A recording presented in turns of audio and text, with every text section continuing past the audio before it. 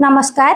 अमृत वचन को आपण मान को स्वागत। चिंता छाड़िबा, भगवान को ऊपर विश्वास रखिबा। आमे चिंता दबा जदि भगवान को दबा, कहीं ना आमे जदि चिंता करिबा ताले आमर ही क्षति हबो।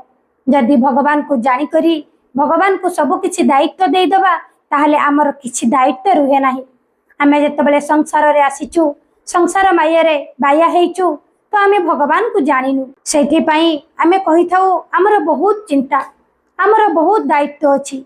अरे आमे जतबेले आमर पिता को जानिनु से पर्यंत आम पाखरे दायित्व थाए, चिंता मध्य थाए।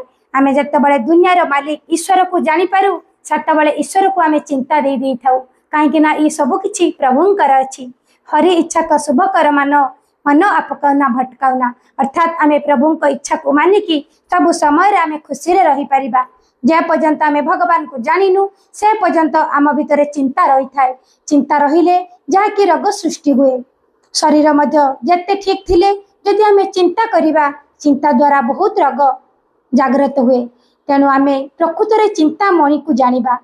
आमर जो भगवान अछंती, जे आमको ये संसार को पठेइचंती, जे आमको खरा, सूर्य, चंद्र, तारा, वर्षा, पानी, माटी, निया सब किछि दउचंती। जहाँ आमर आवश्यक अछि सब किछि से दउचंती। तेणु से भगवान को आमे जानिबा। सूर्य, चंद्र, तारा, माटी, पानी, निया, जीव, वायु, ध्वनि, तो एई 9टी जिंस को भगवान रखिछंती।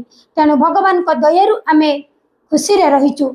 यदि आमे प्रकृत रे भगवान को दयारु खुशी रे रहिचु ताहले सेही भगवान को आमे जानिबा पई काहे की चेष्टा करूने। प्रकृत रे दुनियार मालिक किए अछंती। यदि आमे भगवान को ऊपर विश्वास रखिबा, भगवान को ऊपर भरोसा रखिबा, तेबे जाई आमर ये जीवनटी सार्थक हुए। सेठी पई तो कह जाए, मानव जन्म हेउची दुर्लभ, जदि गोविंद करे भाव। मनुष्य जन्म हेउची दुर्लभ, किंतु आमे गोविंद साथीर भाव रखि पारुनी। गोविंद को आमे जानि पारुनी। जेतेबेले आमे गोविंद को जानि पारु आमर सेतेबेले भाव लागि पारे। जेपरि सुदामा जानिथिले, सुदामा श्रीकृष्ण सदा सर्वदा जपुथिले। श्रीकृष्ण तांकर सांग थिले, श्रीकृष्ण तांकर मित्र थिले, किंतु सुदामा किछि चिंता करू नथुले। काहेकि ना सी एई कथा भाबिथिले, मोर मित्र अछि तो मो कथा चिंता करिबा पई मु काहे की चिंता करिबी। मोर दायित्व नवा पई मो पाखरे मो प्रभु विराजमान अछंती, मु काहे की दायित्व रखिबी। सब किछि समर्पण भावना सुदामांकर थिला। जेपरि छोट बयसर भक्त प्रहलाद थिले, सी भी मध्य तांकर पिता जति कष्ट देले मध्य सदा सर्वदा सी सेई कथा ही कहउथिले जे मो पाखरे मोर नारायण अछंती, किछि असुविधा आसीबो नाही। प्रकृत रे भगवान ही तांकर कठिन समय छिड़ा होइथिले। आमे भाबी थाउ संसार रे आमर बहुत किछि लोक निजर अछंती, तो आमर सब किछि चिंता दूर हुए, किंतु आमे वास्तव रे भूल भाबी थाउ। काहेकि ना प्रकृत रे कठिन समय रे आम पाखरे सदा सर्वदा प्रभु विराजमान रही थांती। प्रत्येक पादरे, प्रत्येक परिस्थिति रे श्रीकृष्ण सदा सर्वदा रही छंती। तेणु आमे सेही भगवान को आमे जानिबु, सेही भगवान को पाखरे नतमस्तक हेई समर्पण भावना रखिबु आ सब बेले भगवान को आमे धन्यवाद देबु। प्रकृत रे माया संसार रे आमे जहा को निजर बोली भाबी थाउ हमर केही निजर नुहंती। काहेकि ना देखंतु असुविधा केतेबेले के समय रे आसे केही कहि पारंती नाही, किंतु भगवान जानि थांती। भगवान भी मध्य रूप धरी आमको कोनसे ना कोनसे रूप रे आमको से साहाय्य करि थांती। अर्थात भगवान आमको रक्षा करि थांती। सेठी पई कह जाईछि, कठिन समय रे साहा भरोसा हेउछंती केवल भगवान। आपण माने समस्ते जानिथिबे द्रौपदींकर कथा। जेतेबेले द्रौपदींकर समस्ते रहिथिले किंतु केही तांकु रक्षा करि नथिले, रक्षा करिथिले श्रीकृष्ण। तांक विपद समय रे, दुख समय रे श्रीकृष्ण कोटि कोटि वस्त्र दान करिथिले।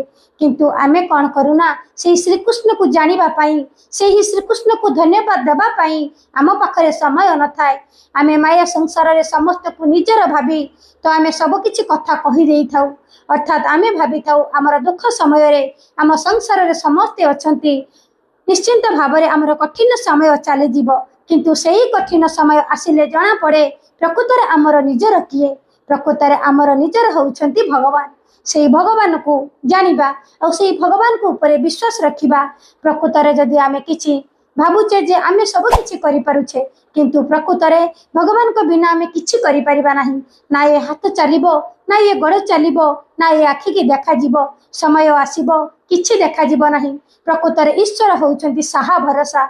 सेही ईश्वर को आमे जानिबा, से ईश्वर को आम भक्ति करवा से ईश्वर ऊपर आम चिंता छाड़ीदबा चिंतामणि चिंता करेंगे बसी आम कहीं भाविबा बसी जमी सुंदर भाव कह जाए लुण खाई थाए हांडी चिंता खाई थाए गंडी प्रकृतर ये वास्तव में सत्य कथा जदि आम चिंता करवा चिंता द्वारा आम कि लाभ पाई परिबा नहीं आम जदि चिंता न करी आम जदि सत्संग रे बसिबा जदि भगवान को आम समर्पण भावना रखिबा सबकिछि भगवान दूर कर दियंती जेपरी मीरांकर जिते कष्ट आइले मध्य मीरांकर कठिन समय केवल श्रीकृष्ण छिड़ा होते ठीक सेमिति आमे भी मध्य से श्रीकृष्ण को जानिबा से श्रीकृष्ण को सहित भाव रखिबा भाव विनोदिया हेउछंती भावर बंधा भाव विनोदिया हेउछंती भक्तिर बंधा प्रकृतरे आमे सेतबेले जानि पारू जेतबेले आमे सद्गुरु पाई पारू सद्गुरु द्वारा आमे ये दुनियार मालिक को दर्शन करि पारू आसंतु आमे प्रकृतरे आमे निजको निजे चिंता करिबा